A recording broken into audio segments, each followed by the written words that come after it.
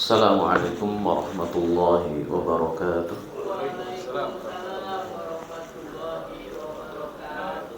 Alhamdulillah wassalatu wassalamu ala Rasulillah. Asyhadu an la ilaha illallah wahdahu la syarika lah wa asyhadu anna Muhammadan abduhu wa rasuluh alladzi la nabiyya ba'dah. Allahumma salli ala Sayyidina Muhammad wa ala alihi wa ashabihi ajma'in, amma ba'd. Hadirin ikhwati man rahimakumullah, alhamdulillah dengan izin dan iradah Allah kita bisa bermuajahah. Mudah-mudahan setiap kita senantiasa diberikan keberkahan, rahmat dan juga maghfirah Allah Azza wa Jalla. Salawat dan salam semoga dilimpah curahkan kepada Nabiullah Muhammad sallallahu alaihi wasallam beserta para keluarga, sahabat dan segenap umat yang senantiasa itba' kepadanya ila akhiril hayah nanti, mudah-mudahan termasuk kita di dalamnya. Hadirin ikhwatiman rahimakumullah, hari ini hari Arafah, tanggal 9 Zulhijjah, dan tentu hari ini hari yang dimuliakan Allah Azza wa Jalla. Di antara salah satu anjurannya adalah memperbanyak doa dan juga amal soleh, sehingga mudah-mudahan doa-doa kita yang kita ucapkan, yang kita panjatkan hari ini Allah ijabah, dan seluruh amal soleh yang kita kerjakan berbuah pahala yang berlimpah di sisi Allah Azza wa Jalla nanti. Hadirin ikhwatiman rahimakumullah, untuk menggenapi amal soleh tersebut kita agak ngaji tafsir sedikit tentang surah Al-Hajj ayat ke-37. Bunyi Qur'annya, a'udzubillahi minasyaitonirrajim, bismillahirrahmanirrahim, la yanalallaha luhumuha wala dima'uha walakin yanaluhut taqwa minkum.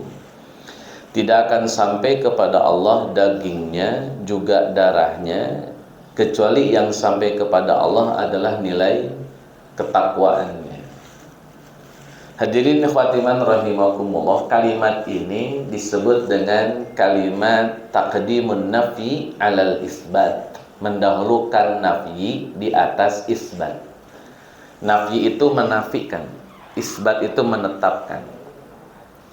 Dalam penggunaan bahasa Arab ini sering digunakan, terutama ketika kita mengucapkan kalimat la ilaha illallah. Ini pun sama. Rumusnya taqdimun nafi alal isbat, mendahulukan nafi di atas isbat. Mendahulukan penafian di atas penetapan. Ini la ilaha illallah. Simpelnya gini, Pak. Kalau kita datang ke sebuah hutan belantara, terus pengen nanam jagung, nanam pisang, atau nanam apa gitu, tuh sama kayak program pemerintah kayaknya. Maka pertama kali kita harus ngapain dulu hutannya? Kita pengen nanam jagung, nanam pisang, nanam padi di hutan belantara, harus ngapain dulu hutannya? Tebang dulu. Ini kasus ramai. Tebang dulu, baru setelah ditebang, habis nih pohon-pohon yang ada, kemudian tanahnya dibikin gembur dulu, dibikin subur dulu, baru setelah itu ditanam. Itu namanya taqdimun nafi alal isbat. Kosongin dulu, baru diisi gitu lah. La ilaha, tidak ada Tuhan, kosongin dulu, nggak ada Tuhan pokoknya. Illallah, kecuali Allah, sehingga hanya ada satu-satunya Tuhan gitu loh, Pak. Dalam kaidah bahasa Arab disebut dengan adatul hasr atau pembatasan. Kenapa mendahulukan nafiyu di atas isbat? Untuk membatasi serta menjadikan hal ini sebagai perkara yang krusial, yang sangat penting. Jadi pembatasan, la ilaha, tidak ada Tuhan, illallah, kecuali Allah. Sama saja kita katakan hanya ada satu Tuhan, itu sama kayak gitu, Tuhan. Sama juga dengan kalimat ini, Pak. La yanalallaha luhumuha wala dima'uha. Tidak sampai kepada Allah daging dan darah. Walaki yanaluhut taqwa minkum, yang sampai cuma takwa kalian. Ini juga sama, takdibun nafi alal isbat. Nggak ada yang nyampe ke Allah kecuali takwa, atau kita boleh sederhanakan, hanya kualitas ketakwaanlah yang diterima oleh Allah. Bukan persoalan daging, bukan persoalan darah. Ini persoalan kualitas takwa kita saat kurban, itu yang menentukan diterima atau tidak diterimanya kurban, Pak. Saya bandingkan dulu, Pak. Di surat Al-Maidah ayat 25 atau 26 ada kalimat tentang kurbannya dua anak Nabi Adam alaihi salam. Ayat 27, maaf. Ayat 27 tentang kurbannya dua anak Nabi Adam, Qabil dan Habil. Ujung ayatnya, Pak, di ayat 27, innama yataqabbalullahu minal muttaqin. Hanyalah yang Allah terima, yakni kurban dari orang-orang yang bertakwa. Jadi kalimat takwa menjadi keywordnya. Orang pengen diterima kurban bukan persoalan sapinya, bukan persoalan kambingnya, bukan persoalan ontanya, tapi persoalan kualitas takwanya. Semakin berkualitas takwanya, maka semakin diterima oleh Allah Azza wa Jalla. Tapi kalau tidak berkualitas takwanya, nggak diterima. Walaupun sapi, walaupun banyak yang dia kurbankan, walaupun mahal yang dia kurbankan, tapi tidak ada indikasi ketakwaan, nggak diterima. Karena ini pembatasan, Pak. Hanya yang bertakwa, hanya ketakwaan yang Allah terima. Sama kayak la ilaha illallah, hanya ada satu Tuhan. Jadi hadirin khatimah rahimakumullah, ayat ini menjelaskan bahwa jangan sampai orang berkurban itu jadi adu gengsi, gede-gedean hewan kurban, Pak, yang akhirnya kehilangan ketakwaan.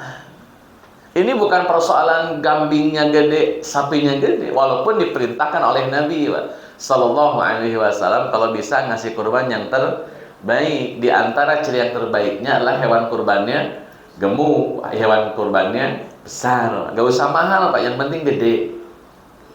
Cuma rata-rata yang gede, itu masalah. Tapi gak usah mahal, yang penting gede. Cuma rata-rata yang gede relatif mahal.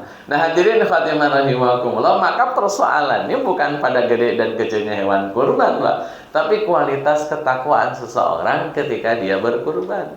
Dan ini relate nantinya, Pak. Kenapa harus takwa yang menjadi keywordnya? Kenapa harus takwa yang jadi core-nya? Kenapa harus takwa yang jadi penentuannya? Karena bekal di akhirat juga sama, Pak. Bekalnya adalah takwa. Dalam surat Al-Baqarah ayat ke-197 tentang haji, ngomongin haji, kata Allah Azza wa Jalla, wa tazawwadu fa inna khairaz zadi taqwa. Berbekalah kalian karena sebaik-baik bekal adalah takwa. Yang diterima hanya ketakwaan, yang diterima dari orang yang bertakwa. Kenapa? Karena bekal di akhirat yang paling mungkin bisa kita jadikan sebagai perbekalan yang benar adalah takwa. Sampai hadirin Fatimah rahimakumullah, untuk mencapai kesuksesan dunia dan akhirat pun tetap indikatornya adalah takwa. Inna akramakum indallahi atqakum. Maka ibadah kurban pada dasarnya adalah manifestasi nilai-nilai ketakwaan. Makin orang itu takwa, makin berkualitas kurbannya, makin mudah diterima oleh Allah Azza wa Jalla. Maka nanti PR besarnya, hadirin ikhwatimah rahimakumullah, adalah seberapa besar kualitas ketakwaan kita saat kita melaksanakan ibadah kurban, termasuk saat kita melaksanakan ibadah haji. Itu satu poin, Pak, tentang surat Al-Hajj ayat 37. Yang kedua, hadirin Fatimah rahimakumullah, praktek ini, Pak, di zaman dulu, praktek kurban di zaman Nabi Muhammad sebelum Islam memaksimalkan ajarannya, itu mereka juga orang-orang Quraisy suka kurban, Pak, mengikuti milahnya Nabi Ibrahim. Kan ada milah, ada agama, Pak. Contoh nih, Pak, penggunaan milah nih. Walan tardo angkal yahudu walan nasoro hatta tattabi'a millatahum. Satu tuh penggunaan milah, Pak. Itu di surat Al-Baqarah 120. Yang kedua, Pak, ada juga kalimat milah di Ali Imran 67. Maka na Ibrahimu Yahudiyaw wala di surat An-Nahl, Pak, ayat 123 ada kalimat summa auhayna ilaika anittabi millata Ibrahim Hanifa. Ada penggunaan milah. Sedangkan di Al-Kafirun Pak ada penggunaan kalimat din, lakum dinukum waliyadin. Kalau boleh tahu Pak, bedanya milah dengan din apa Pak?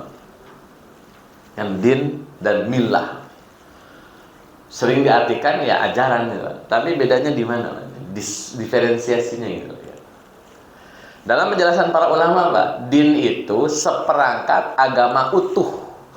Artinya kalau orang sudah pindah agama, berarti dia sudah tidak bersyahadat. Sudah selesai syahadatnya. Kalau dia sudah pindah agama, maka dia nggak bisa dihukumi sebagai seorang muslim.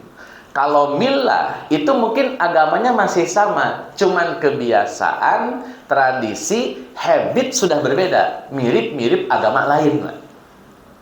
Secara akidah, dia tidak bilang saya kafir. Secara akidah, dia tidak bilang saya sudah jadi Kristen. Tapi kebiasaannya, kelakuannya mirip orang Kristen, itulah kurang lebih. Itu namanya millah. Lebih tepatnya lebih kepada kebiasaan, habit atau tradisi atau warisan. Maka disebut milah Ibrahim, berarti warisannya Nabi Ibrahim alaihi salam. Jadi konteksnya bukan pindah agama, ini mengikuti warisan Ibrahim. Apa saja warisan Ibrahim? Khitan. Maka orang Arab masih berkhitan. Nabi Muhammad tidak dihitan karena dalam suatu riwayat Nabi Muhammad sudah khitan, tapi banyak orang Arab di zaman Nabi Muhammad semuanya berkhitan. Kenapa? Warisan atau milah Nabi Ibrahim. Menjamu tamu, Pak, itu warisan Nabi Ibrahim. Karena orang pertama yang menjamu tamu Nabi Ibrahim. Ketika Nabi Ibrahim kedatangan 3 malaikat ngasih tahu kalau Nabi Ibrahim bakal punya anak yang bernama Ishak. Di surat Az-Zariyat dijelaskan ayat terakhir itu Nabi Ibrahim menjamu tamu. Yang ketiga, Pak, pernikahan itu milah Ibrahim alaihissalam. Termasuk yang keempatnya kurban. Itu juga milahnya Nabi Ibrahim. Termasuk haji di dalamnya juga milahnya Nabi Ibrahim. Saya masuk ke poin kurban. Orang Quraisy Pak biasa kurban, tapi ada fenomena yang berbeda. Pertama, setelah mereka potong hewan kurban, dagingnya dijadikan sajian buat berhala. Yang kedua, darahnya dilumuri ke patung berhala, bahkan Ka'bah pun dilumurin darah. Jadi Ka'bah dilumurin darah, patung dilumurin darah, dagingnya dibikin sajen, ditinggal. Itu ritual kalau nyembelih hewan kurban di zaman dulu. Allah ngasih jawaban, Pak, kata Allah, la yanalallaha luhumuha wala dima'uha walakin yanaluhut taqwa. Yang kamu serahkan dagingnya, yang kamu keluarkan darahnya, yang kamu alirkan darahnya, itu Allah nggak butuh. Itu kebiasaan orang musyrik tuh yang begitu. Kalau saya, kata Allah, saya nggak butuh daging, nggak butuh darah. Saya butuhnya nilai ketakwaan yang kamu punya. Ini supaya membedakan antara milahnya Ibrahim dengan apa yang diajarkan oleh Nabi Muhammad Sallallahu Alaihi Wasallam. Yang saat itu, Pak, Nabi Muhammad pengen bilang ke orang Quraisy, milah Ibrahim yang kalian ikuti salah. Bukan begini milah Ibrahim yang benar. Nih, milah Ibrahim yang benar begini, Pak, Nabi Muhammad itu sedang melakukan autokritik kepada orang-orang Quraisy yang salah dalam mengikuti milahnya Nabi Ibrahim. Dikoreksi oleh Nabi Muhammad. Cara dikoreksinya apa? Kurban yang disembelih, dagingnya tidak disajenkan tapi dibagikan. Ada 3 penerima daging kurban, Pak. 1, al-qani'ah, yang tidak minta-minta, harusnya tetap dikasih, dalam kurung orang kaya. Wal mu'tar, mu'tar itu yang minta-minta, itu di surat Al-Hajj ayat 36. Qani'ah, al-mu'tar itu orang yang tidak minta-minta, dan yang minta-minta dibagi hadiah dan sodako. Di surat Al-Hajj ayat 26, untuk orang fakir, al-ba'isal fakir, itu penerima daging kurban. Jadi dagingnya dibagikan, jangan diserahkan ke berhala atau jangan dikasih ke Allah, karena Allah nggak butuh daging. Darahnya jangan dilumurin ke berhala atau ke Ka'bah. Darahnya buang saja, nggak ada urusan dengan darah. Nggak harus kemudian ada ritual tertentu menggunakan darah. Itu penjelasan Allah, Pak. Kenapa Allah bilang bahwa Allah tidak butuh daging, Allah tidak butuh darah? Untuk menegaskan, Pak, bahwa Allah bukan materi. Allah tidak bisa diindra dengan panca indra atau dengan indra kita. Secara umum Allah ingin jelaskan gitu, Pak, bahwa Allah itu bukan materi dan tidak butuh materi. Karena kalau Tuhan butuh materi, gugur dia jadi Tuhan. Termasuk, Pak, mohon maaf ini, juga jangan sampai ada pemahaman yang seolah-olah menjadikan Allah seperti materi atau seperti manusia atau seperti makhluk. Saya kasih penekanan dulu, Pak. Pembagian tauhid itu ada banyak riwayat, Pak. Contoh misalkan Ibnu Taimiyah itu kemudian dipopulerkan oleh Syekh Muhammad bin Abdul Wahab dengan membagi tauhid jadi 3, Pak. Rububiyah, uluhiyah, dan asma wa sifat. Ini pembagian Syekh Muhammad bin Abdul Wahab. Boleh kita simpulkan, Pak, Syekh Muhammad bin Abdul Wahab ini punya ajarannya ada di Mekah dan Madinah sekarang, Arab Saudi lah ajarannya. Maka siapapun yang ngaji ke sana, siapapun yang belajar ke sana, pasti membawa pemikiran Syekh Muhammad bin Abdul Wahab. Karena tokoh ini yang jadi figur, maka orang-orang yang belajar ke sana pulang-pulang disebut Wahabi. Wahabi itu menisbatkan kepada Syekh Muhammad bin Abdul Wahab. Dan sah-sah saja, Pak. Dan teman-teman yang pulang dari Madinah jangan malu-malu, Pak. Kami memang Wahabi, harus bilang begitu. Karena memang yang dipelajari di sana Syekh Muhammad bin Abdul Wahab. Sama seperti orang datang ke Mesir, Pak, belajar madhab Syafi'i, pulang-pulang jadi Syafi'iyah. Sah-sah saja kami Syafi'iyah. Kenapa harus malu mengakui itu? Gak usah pakai istilah Salafi, malah jadi bingung nih. Bilang aja saya memang Wahabi, selesai. Itu jauh lebih gentle dan jauh lebih memudahkan kita memahami orang gitu. Oh, kenapa disebut Wahabi? Karena mengikuti Syekh Muhammad bin Abdul Wahab. Kenapa disebut Syafi'i? Karena mengikuti Imam Syafi'i. Kenapa disebut Hambali? Karena mengikuti Imam Ahmad bin Hanbal. Simple lah itu. Memudahkan kita mencerna orang akhirnya kan. Daripada aslinya Wahabi tapi bilang-bilang Salafi, malah jadi bingung. Mending clear aja lah, di-clear aja itu nggak apa-apa. Karena toh nggak ada masalah juga kan mengikuti pemahaman orang. Nah, Syekh Muhammad bin Abdul Wahab atau Wahabi punya pendapat tauhid dibagi 3, rububiyah, uluhiyah, asma wa sifat. Asy'ari, Pak, dan Maturidi juga punya pembagian tauhid. Dalam pandangan Asy'ari, tauhid juga dibagi 3. 1, Pak, tauhid zat. 2, af'al. Yang ketiga, sifat. Zatnya Allah, af'alnya Allah, dan sifatnya Allah. Itu pun dibagi 3, Pak. Sama-sama dibagi 3 ini. Tapi mana yang lebih bisa diterima sebagai sebuah perangkat ilmu yang benar dalam memahami akidah, Pak? Dari 2 metodologi ini. 1, Pak, rububiyah, uluhiyah, asma wa sifat ala-ala Wahabi atau ala-ala Asy'ari. 1, zat. 2, af'al. 3, sifat. Kira-kira kita ngambil yang mana, Pak? Biasanya Asy'ari nanti, Pak, turunannya adalah turunan sifat yang 41. 20 wajib, 20 mustahil, dan 1 jaiz. Yang sering kita apalin, Pak, zaman-zaman dulu sekali. Wujud, qidam, baqa, mukhalafatul lil, qiyamuhu binafsihi, wahdaniyah, qudrah. Nah, itu turunan daripada Asy'ari itu. Saya tanya dulu, Pak, biar ini. Kita belajar akidah, belajar tauhid, ngambil yang ala ini, Wahabi atau ala Asy'ari? Kita nih, hari ini. Kalau mengambil ala-ala Wahabi, Pak, saya baca dulu nih, ala Wahabi. Ketika membahas sifat, Pak, sifat ala Wahabi. Allah itu punya sifat. Contoh, Allah punya tangan. Maka kata Wahabi, yakinkan Allah memang punya tangan. Tapi tangan Allah beda dengan kita. Itu kesimpulan Wahabi, Pak. Kalau Asy'ari, Pak, Allah punya tangan, iya. Tapi tangan yang dimaksud bukan tangan fisik. Tangan yang dimaksud adalah kekuasaan. Sehingga Allah memiliki kekuasaan atau kekuatan. Kenapa? Simbol tangan bisa diartikan kekuatan atau kekuasaan. Itu kata Asy'ari. Sehingga yang digunakan metode takwil. Mau yang mana, Pak? Mau ala Wahabi, Allah punya tangan tapi tangannya beda dengan makhluk, atau Asy'ari ditakwil dengan kekuatan dan kekuasaan? Kira-kira. Karena dua-duanya di Indonesia sekarang lagi rame nih, Pak. Bahkan jadi sering berdebat di satu sama lain. Saya ingin clearkan dulu aja ini, Pak.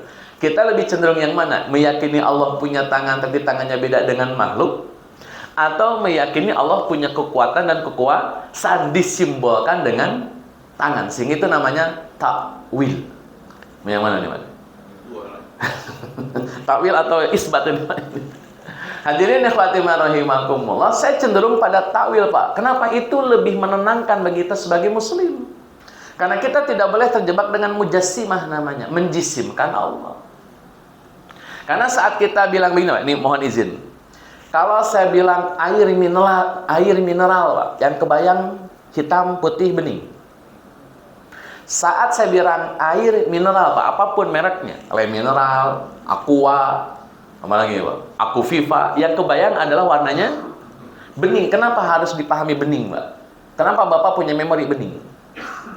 Karena kita punya pengalaman, Pak, yang namanya air mineral warnanya bening. Itu sudah konsekuensi logis, Pak. Ketika saya sebutkan air mineral, yang kebayang bening, Pak. Karena Bapak punya memori itu, punya pengalaman itu. Kalau saya bilang duduk, Pak, kebayang nggak orang duduk kayak gimana? Saya bilang tidur, kebayang nggak Pak orang tidur gimana? Saya bilang makan, kebayang nggak Pak orang makan kayak gimana? Saat saya bilang sesuatu kalimat, Pak, Bapak pasti akan mikirin, akan membayangkan itu. Kenapa? Karena punya memori sebelumnya. Dan itu yang dikhawatirkan, Pak. Kalau saya bilang Allah punya tangan, ngebayangin nggak? Apalagi ada hadis, Pak, tangan Allah kanan semua, ngebayangin nggak? Itu yang dikhawatirkan oleh Asy'ari, Pak. Maka jangan bilang Allah punya tangan gitu loh. Karena ketika saya bilang Allah punya tangan, si pendengar itu akan membayangkan otomatis. Kenapa? Mereka punya memori tentang apa itu tangan. Bersikut, berjari. Walaupun digambarkan, tapi beda dengan makhluk, kan dia bingung. Kalau memang beda dengan makhluk, ya nggak usah punya tangan, Pak. Makanya di dalam Asy'ari ada zat, af'al, dan sifat-sifatnya ada dua. Bisa ditafwid, tafwid itu diserahkan kepada Allah maknanya, Pak. Misalkan kita nggak ngerti ini maksudnya Allah turun ke bumi bagaimana, maksudnya Allah bersemayam bagaimana. Kalau kita nggak bisa menjawabnya, bilang saja wallahu a'lam, selesai, Pak. Itu perintah Quran, Pak. Perintah Allah itu dalam Al-Quran surat Al-Imran ayat 7, wa ma ya'lamu ta'wilahu illallah. Tidak ada yang tahu takwilnya, tidak ada yang tahu maknanya kecuali Allah. Kalau kita bisa mentakwilkan, silakan takwil. Nggak bisa takwil, tafwid namanya. Serahkan maknanya kepada Allah Azza wa Jalla. Selesai. Sehingga nggak masuk ke ranah yang kita nggak punya ilmu di dalamnya, Pak.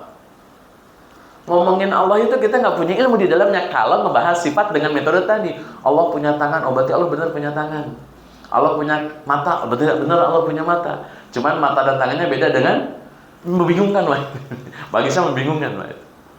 Itu yang dipahami oleh teman-teman Wahabi, Pak. Dan diajarkan sampai sekarang, Pak.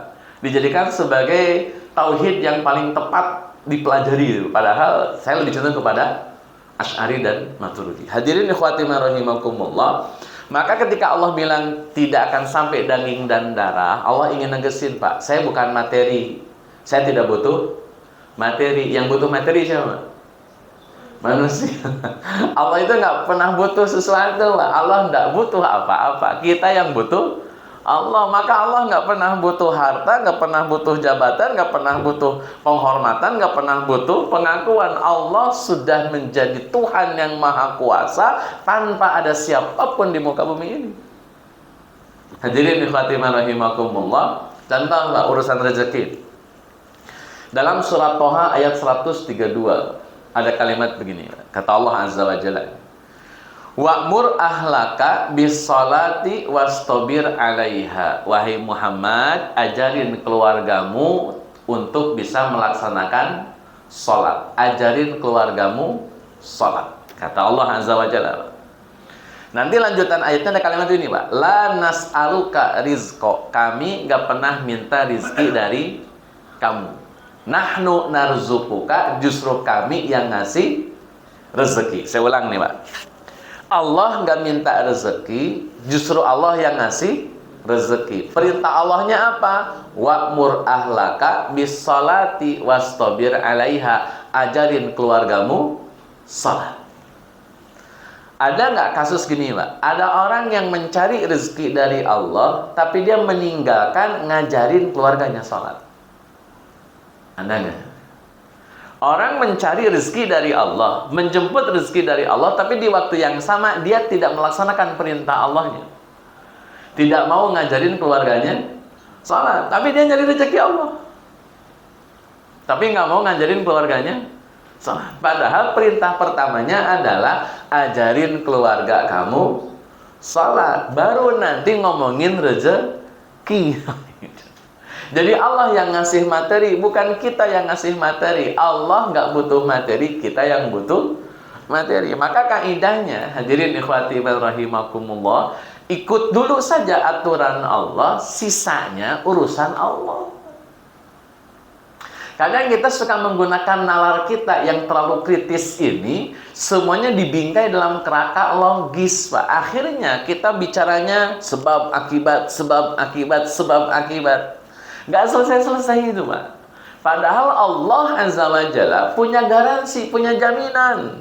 Dalam surat Hud, surat ke-11 ayat 6. Wa ma min dabbatin fil ardi illa 'alallahi rizquha. Allah yang menjamin rezeki. Tugas kita tinggal melaksanakan perintah yang Allah telah tetapkan supaya kita dijamin maksimal rezekinya. Jangan kebalik, Pak. Jadi kita nyari rezeki sampai meninggalkan perintah Allah, itu masalah. Yang betul itu tentukan dulu, Pak, apa perintah Allah yang telah dan sedang dan akan kita kerjakan. Selebihnya tunggu saja tanggal mainnya, Allah yang atur. Makanya perintah Nabi kepada Abdullah bin Abbas waktu lagi naik keledai, Pak, sama Abdullah bin Abbas. Kata Nabi begini, ya gulam, wahai ananda, wahai anakku, ihfadillah, jaga hak Allah ya. Yahfadka, nanti Allah akan menjaga hak kamu. Rumusnya kausalitas, Pak. Bukan kausalitas bapak kerja dikasih rezeki, bukan. Bapak taat dikasih rezeki, itu kausalitasnya. Kita taat dikasih rezeki, itu hukumnya. Contoh lain, Pak. Dalam surat Ibrahim ayat 37, Ibrahim itu kan meninggalkan Hajar, meninggalkan Ismail di kota Mekah, Pak. Saat itu masih lembah. Namanya biwadin ghairi dzi zar'in, di lembah yang tidak ada tumbuhannya. Surat Ibrahim ayat 37. Hajar perempuan seorang diri, Ismail masih bayi merah seorang diri, cuman dibekelin satu kantong makanan, dibekelin satu kantong minuman, ditaruh di bawah pohon dauhah, Pak. Pohon dauhah itu pohon yang tidak menghasilkan buah. Di tempat itu ada pondasi segi 4, Pak. Ternyata itu ada pondasinya Ka'bah. Ditaruhlah Hajar dan Ismail di situ. Ditinggal oleh Ibrahim, Pak, alaihi salam, tanpa bekal yang cukup, hanya sekantong makanan, sekantong minuman. Hitung-hitungannya sehari habis tuh. Ditinggal, Pak, sama Ibrahim. Sampai Hajar kan ngejar. Kata Hajar, bang mau kemana, bang? Main tinggal-tinggal aja ini. Lah kita berdua doang nih, bang, sendirian gitu. Kata Ibrahim alaihi salam, Pak. Nggak ngasih jawaban. Belum kata Ibrahim, belum ngasih jawaban. Hanya Hajar ngejar lagi. Bang, mau kemana, bang? Masa kita ditinggal berdua doang ini? Ibrahim masih jalan. Sampai akhirnya pertanyaannya dirubah, Pak, oleh Hajar. Kata Hajar, bang, alaihissallahu amarona, bang, ini perintah Allah, bang. Kata Ibrahim alaihissalam, sambil nengok dikit, Pak, bala, ya, ini perintah Allah. Jika ini perintah Allah, bang, kata Hajar, Pak, maka Allah tidak akan meninggalkan kami dan tidak akan mengecewakan kami. Final, Pak, selesai di situ. Itu komitmennya, Pak. Tunaikan dulu perintah, baru sisanya rezeki Allah yang ngurus. Tapi bukan berarti meninggalkan ikhtiar, Pak. Karena setelah Ibrahim pergi, Hajar habis makanannya, Hajar habis minumannya, Hajar mencari makanan dan mencari minuman, Pak. Sampai datang ke Bukit Sofa, naik ke Bukit Sofa, nengok sana keliling-keliling gitu, Pak. Karena posisi kan lebih tinggi, bisa menjangkau jauh lebih luas, Pak. Ternyata di Sofa tidak ada. Akhirnya lari ke Bukit Marwah. Di Bukit Marwah juga sama, Pak. Keliling-keliling, nggak ada juga. Dari Marwah balik lagi ke Bukit Sofa. Saya tanya nih, Pak, kalau Bapak jadi Hajar, butuh berapa kali bolak-balik untuk berhenti mencari di Sofa dan di Marwah? Kan Sofa Marwah 7 kali, Pak. Sofa dulu, Marwah 1, Sofa 2, Marwah 3, Sofa 4, Marwah 4, Sofa 1, 2, 3, 4, 5 Marwah, 6 Sofa, 7 Marwah. Itu yang dilakukan oleh Hajar, Pak. Artinya bolak-balik. Pertanyaan saya, Pak, kan di Sofa nggak ada apa-apa, di Marwah juga nggak ada apa-apa. Tapi kenapa butuh 7 kali seorang Hajar? Kalau saya jadi Hajar, Pak, untuk ngecek Sofa dan ngecek Marwah, Pak, nggak perlu harus 7 kali. Saya cek Sofa nggak ada, cek Marwah nggak ada, Sofa sekali lagi, Marwah sekali lagi, selesai. Kenapa harus bolak-balik? Ya kenapa? Harus bolak-balik itu. Kan nggak ada apa-apa, memang nggak ada apa, kecuali kalau di Marwah ada sesuatu, di Sofa ada sesuatu. Lain cerita. Ini kan nggak ada dua-duanya. Karena masih kuat. 7 putaran itu putaran 7 putaran sebagai batas maksimum energi seorang hajar, Pak. Ini untuk menyempurnakan ikhtiar. Janjinya sudah betul, Pak. Kalau Allah sudah ngasih perintah, Hajar dan Ismail taat akan perintah Allah, rezeki dijamin. Tapi bukan berarti berpangku tangan, Pak. Tetap ada ruang-ruang ikhtiarnya. Sofa Marwah itu pembuktian Hajar bahwa rezeki walaupun sudah dijamin perlu dijemput. Walaupun harus Sofa dan Marwah. Sofa Marwah itu, Pak, sekitar 450 meter jaraknya. Anggaplah 500, berarti setengah kilo. Kalau kemudian 7 putaran berarti kan 3,5 kilometer, Pak. Lumayan itu, Pak. Apalagi posisinya kan bukit, bukan landai, Pak. Artinya naik Bukit Sofa, turun lagi, naik Bukit Marwah, turun lagi. Sekarang saya kelihatannya kayak lempeng-lempeng aja, Pak, kelihatannya, Pak. Sebetulnya zaman dulunya kan tinggi.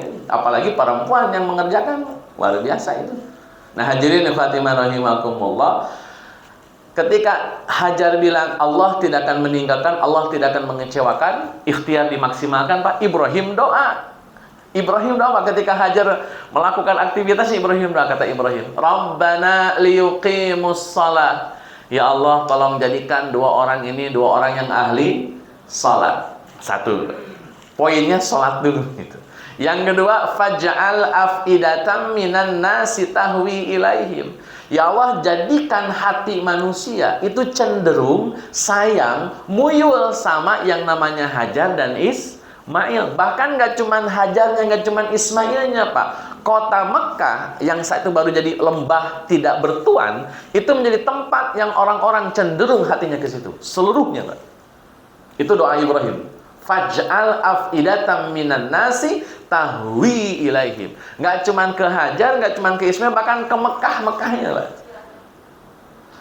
Terakhir, Pak, warzuqhum minas samarat, dan berikanlah rezeki kepada Hajar dan Ismail berupa buah-buahan. Baru rezeki itu disebutkan setelah 2 doa disampaikan, Pak. Rajin sholat, hati orang cenderung kepada Hajar, Ismail dan juga Mekah, baru dikasih rezeki buah-buahan. Warzuqhum minas samarat. Dan ini doa pinternya Ibrahim, Pak. Yang diminta buah, bukan pohon. Karena kalau yang diminta pohon, mungkin tumbuh pohon tapi tidak berbuah. Tapi kalau minta buah, peduli amat pohonnya di mana, yang penting buahnya ada. Bapak kalau umroh, kalau haji, Pak, ketemu jeruk, pohonnya di mana? Ketemu apel, pohonnya di mana? Ketemu pisang, Pak, pisangnya ada di Mekah itu. Pohonnya di mana? Nggak ada pohonnya di Mekah, Pak. Tapi buahnya bisa ada di Mekah. Itu doanya Ibrahim alaihi salam, Pak. Kadang, Pak, kadang sesuatu itu tidak usah dipikirkan dari mana, seperti apa, bagaimana caranya, Pak. Yang penting tidak menafikan ikhtiar. Ikhtiar tetap harus ada. Jadi maksimalkan yakinnya bahwa Allah yang memberikan rezeki, karena Allah bukan materi, Allah tidak butuh materi, Allah yang memberikan kita materi. Tugas kita yakin saja dulu dengan perintah Allah Azza wa Jalla, tunaikan perintahnya, karena rezeki sudah jaminan, tapi tetap tidak lantas menafikan ikhtiar. Yang namanya ikhtiar, Pak, tetap ada sebab yang harus kita lakukan. Saya kasih gambaran contoh sederhana, Pak. Waktu Nabi Isra dan Mi'raj, itu Nabi tinggal naik buruk, tiba-tiba sampai aja, Pak. Dari Masjidil Haram ke Masjidil Aqsa, dari Masjidil Aqsa ke Sidratil Muntaha. Itu tinggal naik, duduk manis di atas buruk, tiba-tiba sampai. Isra dan Mi'raj. Saya tanya dulu, Pak. Isra Mi'raj sebelum atau sesudah hijrah? Sebelum atau sesudah, Pak, Isra Mi'raj? Sebelum. Pas hijrah, Pak, hijrah Nabi ini pakai buruk nggak? Padahal kalau saya jadi Nabi, Pak, kalau saya jadi Nabi, ya Allah, saya kan mau hijrah nih ke Madinah, bisa nggak dikirim lagi buruk yang kemarin? Kan bisa langsung nyampe gitu, Pak. Nggak usah dikejar-kejar sama Surakoh, nggak usah dikejar-kejar sama orang Quraisy, kan bisa duduk manis langsung nyampe di Madinah, kan simpel gitu, Pak. Toh buruknya juga masih ada, tinggal Allah yang suruh, tinggal Nabi yang minta. Simpel saja. Kenapa enggak? Ternyata ini kajiannya memang tidak semua perkara itu menafikan ruang-ruang ikhtiar. Walaupun kadang Allah ngasih keringanan, Pak. Ikhtiar dihilangkan, itu ada. Dalam kitab Al-Hikam, dalam kitab Al-Hikam ada yang disebut dengan tajrid dan asbab. Nanti boleh dibuka Pak tentang penjelasan dalam kitab Al-Hikam karya Ibnu Athaillah As-Sakandari. Beliau pernah menyampaikan gini Pak, ada kondisi manusia itu tajrid dan asbab. Kondisi tajrid itu gini Pak, tajrid itu adalah orang-orang yang Allah kasih gift tanpa proses. Sampai dia merasa, kok bisa ya saya di titik ini? Padahal perasaan saya proses biasa aja. Padahal saya cuma melakukan sederhana saja. Padahal effort saya tidak terlalu besar. Tapi kok Allah kasih kemuliaan, kehebatan, kemuliaan, kemaksimalan gitu. Padahal effortnya cuma ala kadar. Itu tajrid namanya. Asbab itu Pak, dia berproses saja, nggak nyampe-nyampe Pak. Muter di situ. Orang lain udah pada nyampe, orang lain udah pada selesai, kita masih jalan aja, jalan gitu Pak. Kalau bahasa guru saya itu orang udah pada wusul, kita mah masih nyangkul aja, nyangkul Pak. Yang lain udah pada panen, ada panen buah, panen mangga, kita masih nyangkul gitu. Tuh kata guru saya itu. Ya nyangkul aja terus Pak. Itu asbab namanya. Tajrid sudah panen Pak. Mungkin dia nggak nyangkul lama, mungkin dia nggak nanam banyak, tapi panen banyak aja dia. Sedangkan asbab Pak, sibuk nyangkul, panen nggak nyampe-nyampe Pak. Itu ketetapan Allah Azza wa Jalla. Di antara kita Pak, ada yang mungkin sudah di makom tajrid. Di antara kita mungkin ada yang sudah di makom, baru di makom asbab. Maka tugas kita adalah berperan sebagaimana mestinya Pak. Lakukan semampunya, lakukan sebisanya. Jadi tajrid ya tajrid, jadi asbab ya asbab. Jangan terlalu buru-buru gitu Pak. Sudah di makom asbab tapi pengen buru-buru tajrid. Atau sudah di makom tajrid tapi malah pengen di makom asbab.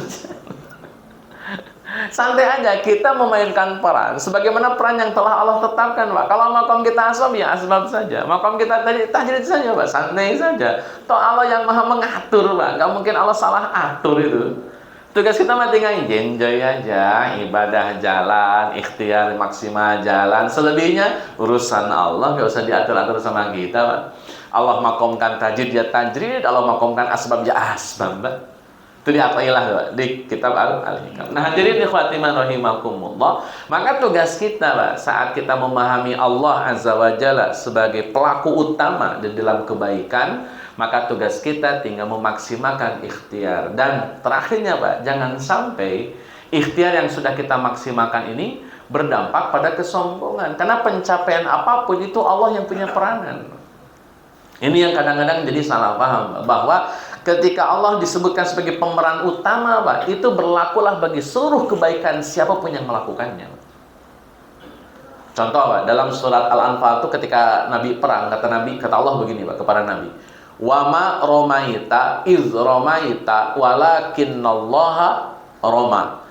Dan kamu Muhammad tidaklah melempar saat kamu melempar, sesungguhnya Allah lah yang melempar. Itu pelaku utamanya Allah. Kita sholat duhur, kan kita yang punya effort itu, kita yang jalan, kita wudhu, kita takbir, kita tasyahud sampai salam. Sebetulnya Allah yang punya peranan itu.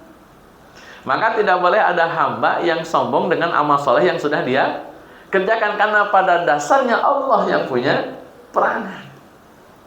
Jadi kalau Allah sudah menjadi pemeran semua, pemeran utama semua yang kita lakukan dalam konteks kebaikan, sudah santai saja lah.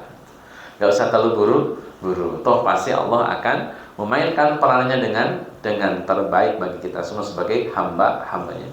La yanalullaha luhumuha wala dimauha walaki yanaluhut taqwa, menegaskan Allah bukan materi dan Allah tidak butuh materi. Jangan sampai memahamkan dan membayangkan Allah sebagai sebuah materi, karena itu pelanggaran terhadap akidah, terhadap tauhid, terhadap keyakinan kita kepada Allah Azza wa Jalla.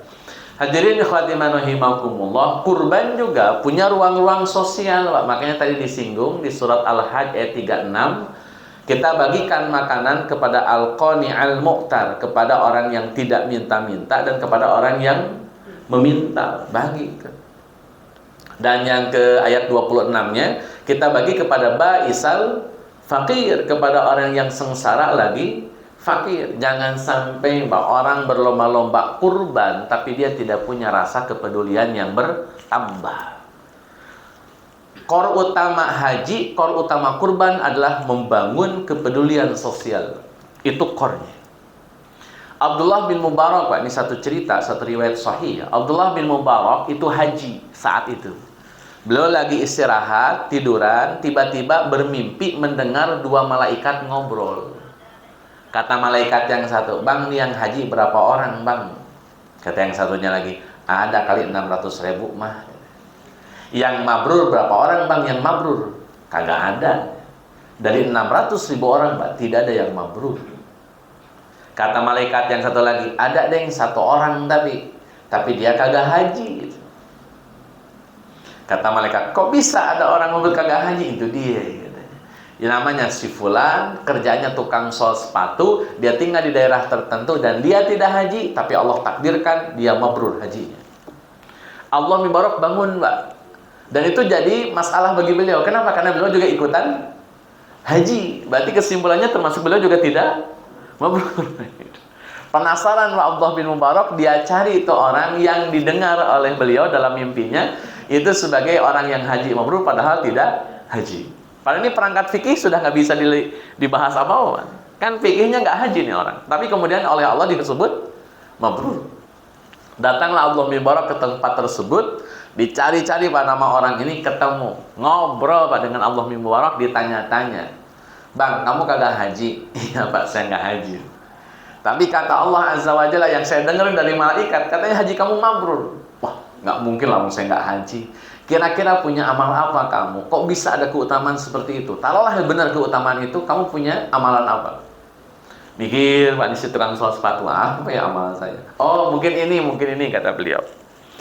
"Saya itu sudah nabung haji, sudah menyiapkan dana buat berangkat haji. 300 dirham Pak dia punya. Itu bakal buat melaksanakan haji. Di zaman itu cukup Pak 300 dirham. Singkat cerita, isinya sedang hamil, ngidam Pak, mencium aroma masakan enak. Kata isinya, "Bang, ayah pengen banget nih makan masakan yang ayah hirup. Kayaknya sedap banget nih masakan. Tolong Bang, beli sana. Saya pengen nyicipin."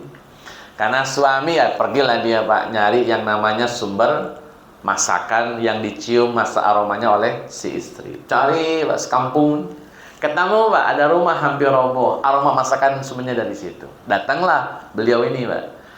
Singkat cerita ngobrol dengan yang punya rumah, kata si tukang sepatu ini, "Bu, saya pengen beli masakan yang ibu masak. Isi saya pengen makan." Kata si ibu ini, "Pak, maaf, masakan yang saya punya bagi saya dan keluarga halal hukumnya. Tapi bagi bapak, bagi antum, bagi tuan haram hukumnya." Si tukang selalu mikir, "Pak, kok bisa benernya begitu Bu? Kok bisa masakan ini halal bagi ibu tapi haram bagi saya?"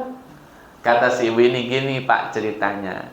Kami ini janda, anak kami banyak. Suami saya sudah meninggal dunia. Kami miskin Pak, kami nyari minta bantuan pinjaman, gak ada yang ngasih. Kami minta sesuatu, gak ada yang ngasih. Hanya saya keliling nyari makanan buat anak-anak saya yang sudah nangis kelaparan. Singkat cerita ketemulah bangkai keledai. Saya ambillah bangkai keledai, gak ada pilihan yang lain. Dan yang istri tuan cium, yang aromanya dicium itu masakan dari bangkai daging keledai yang saya masak. Bagi tuan haram karena bangkai, dan tuan punya harta untuk beli makanan yang lebih baik. Bagi kami halal karena kami nggak punya pilihan yang lain." Diam Pak tukang sos sepatu itu. Ada tetangga saya makan bangkai ini. Dia balik ke rumahnya Pak. Dia ambil 300 dirham yang dia punya, balik lagi ke si ibu. "Bu, ini uang.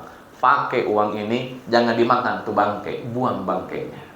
Masak yang benar, beli daging yang benar, beli daging yang halal, makan buat keluarga ibu." 300 dirham dikasih Pak. Akhirnya dia batal haji. Tapi bagi Allah dia selesai haji. Bagi Allah dia selesai haji. Kenapa? Karena dia sampai pada tujuan haji, yakni kepedulian. Dia sampai pada tujuan kurban Pak, kepedulian. Itu jadi poinnya. Jadi orang-orang yang haji pulang-pulang tidak bertambah kepeduliannya. Orang-orang kurban tapi tidak bertambah kepeduliannya. Ada something wrong di situ Pak. Dia kehilangan tujuan daripada haji dan kurban ya. Karena tujuan haji dan kurban membangun kualitas kepedulian terhadap sesama yang lebih tinggi. Makin sering hajinya, makin nambah kepeduliannya, makin sering kurbannya, makin nambah kepeduliannya kepada orang-orang di sekitar. Hadirin ikhwatimah rahimakumullah. Maka disebut oleh Allah di surat Al-Hajj ayat ke-36, Al-Qani Al-Mu'tar, yang minta bagi, yang enggak minta juga bagi. Yang enggak minta bagi, yang minta juga bagi. Di surat Al-Hajj ayat 28, Ba'isal faqir, orang yang sengsara lagi fakir juga bagi. Mereka berhak mendapatkan daging yang kita sembelih hewan kurbannya. Baik hadirin ikhwatimah rahimakumullah, ada 5 menit lagi. Barangkali ada yang mau ditanyakan, silahkan sebelum saya closing. Kalau ada. Oh, boleh Pak, silakan Pak. Waalaikumsalam warahmatullahi wabarakatuh. Betul.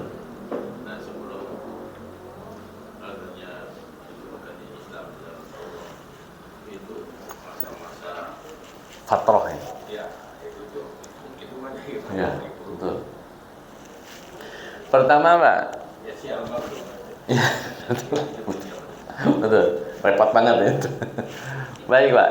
Pertama, Nabi Ibrahim alaihissalam itu disebut sebagai Abul Anbiya, bapaknya para nabi.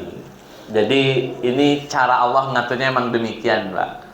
Ibrahim punya anak pertama dari istri kedua namanya Ismail, disebut dengan Gulamin Halim, Bigulamin Halim. Halim itu lemah lembut, sopan santun. Maka nanti kultur masyarakat Arab, rata-rata orang Arab Pak, di era Nabi Ismail sampai ke Nabi Muhammad itu punya tingkat kelemah lembutan lebih tinggi.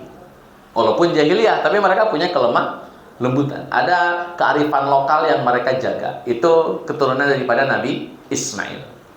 Kemudian Allah anugerahkan anak kedua dari istri yang pertama namanya Ishak. Oleh Quran pada disebut dengan Bigulamin Alim, anak yang cerdas, anak yang pintar. Maka nanti keturunan Nabi Ishak rata-rata pintar-pintar secara kualitas intelektual.